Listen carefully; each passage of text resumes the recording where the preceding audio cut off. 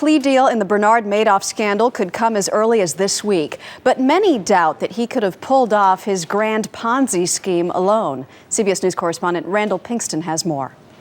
When Bernard Madoff goes to court on Thursday, some of his bilked investors will be there too to learn what kind of punishment the disgraced financier will receive for running a multi-billion-dollar Ponzi scheme. 40 years of trying to do everything right and having nothing.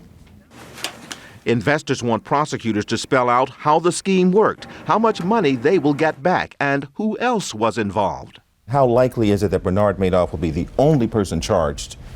Oh, I think that is unlikely. Attorney Brad Friedman, who represents more than 100 Madoff clients, has many questions. Who helped Madoff run the fraud?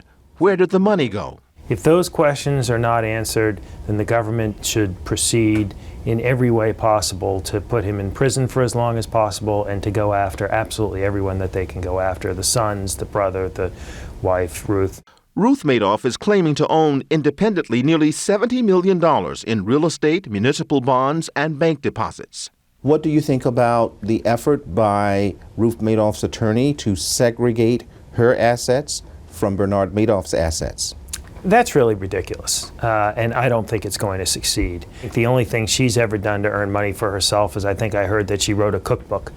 Madoff's expected plea deal may reveal more about how he was cooking the books in a recipe for financial disaster. Randall Pinkston, CBS News, New York.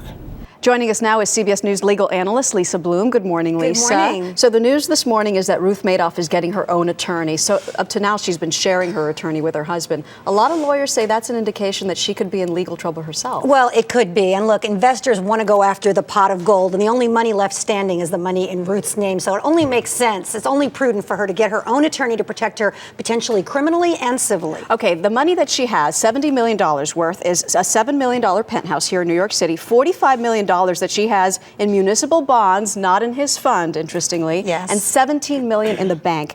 What determines whether she gets to keep that? Well, the question is, did he fraudulently convey that money to her? It was money that should have belonged to the investors, essentially stolen from the investors, and he gave it to his wife. It's the oldest trick in the book to try to hide assets in your spouse's name. But what if she didn't know? What if she didn't know? On the civil side, it will not matter. If that money was fraudulently conveyed to her, she has to disgorge the assets. She has to turn it over to the investors on the civil case. Criminally, it matters a lot whether she knew. She can't be criminally prosecuted unless she had knowledge she was involved in the fraud. Okay, so what determines whether he fraudulently gave it to her? If he made any of that money, then he fraudulently conveyed it to her, probably, basically? Yeah, probably at this point. It's hard to say otherwise. Look, she wrote a cookbook. Maybe she made some of that money on her own from the cookbook, or maybe she made it from his cooked books, right? Exactly. That's what the courts will be looking at. Okay, criminally, how do you prove whether or not she knew? That's going to be tough. Well, yeah, it's tough, but that's true in every criminal case. You have to get inside the mind of the criminal defendant. So we'll look at what statements she may have made to other people, what her level of involvement was in the company. She has said that she was involved in the company.